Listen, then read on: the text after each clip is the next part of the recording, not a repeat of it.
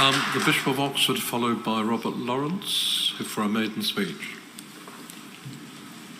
Stephen Croft, Bishop of Oxford, 30. Thank you, Chair, for calling me. I speak in favour of the motion. Jesus says, "You will know them by their fruits." There's some comfort there in that the task of discernment, according to Jesus, between right and wrong is often difficult. Jesus' own discernment in the Gospels is always surprising. Jesus finds ways of mercy and gentleness in every encounter. And these words on fruitfulness and Jesus' actions are the foundation for a whole Christian tradition of discernment, which stretches through Augustine and Ignatius to the present day. The scriptures are to be interpreted through the lens of love of God and neighbour. Synod, we need to recognise there is so much bad fruit in our present pastoral practice. Rejection, harm, confusion, dishonesty, burdens which are too heavy to bear, long-term fracture between church and the society we serve.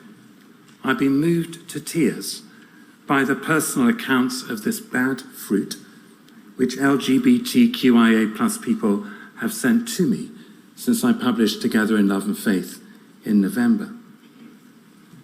Conversely, it seems to me, there is so much good fruit which flows from loving, permanent, stable, same-sex relationships.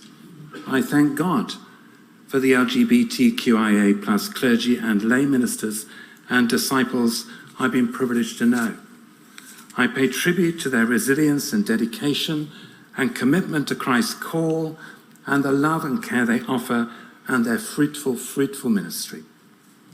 Both the pain and witness of these saints of God have caused me to revisit scripture and tradition and have changed my heart and mind on these issues. And I'm very sorry it took me so long to change. So I want us to agree and affirm these proposals today, and I pray they will be a stepping stone on the journey, and for me, I hope and pray that will lead to equal marriage in our church. Through this process and through what I hope is agreed in the coming months, people in same-sex relationships and those relationships will become more visible.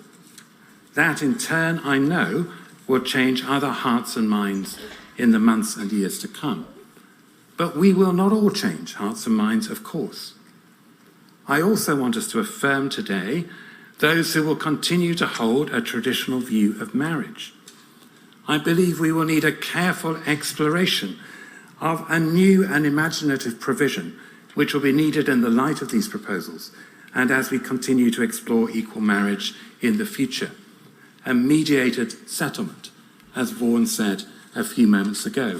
For I see fruitfulness also in those who disagree with me profoundly on this issue. I benefited greatly in recent years through being part of the St. Hugh's Conversation, an informal regular meeting of those in favour and those opposed to change on this issue.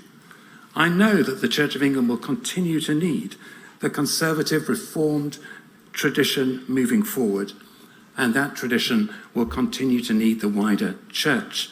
I'm particularly thankful for Vaughan, who spoke earlier and who published a gracious response to my own essay, and indeed for St. Ebbs in Oxford, where Vaughan is rector, and where Anne and I were married almost 45 years ago. We were very young. My vision for the Diocese of Oxford is that we will be a diocese where all are affirmed and cherished, where same-sex relationships can be cherished, and those who hold the traditional view are honoured, respected, and loved. By their fruits you will know them, says Jesus. We need to move forward in this debate, but may love and joy and peace for all flow from the decisions we make today.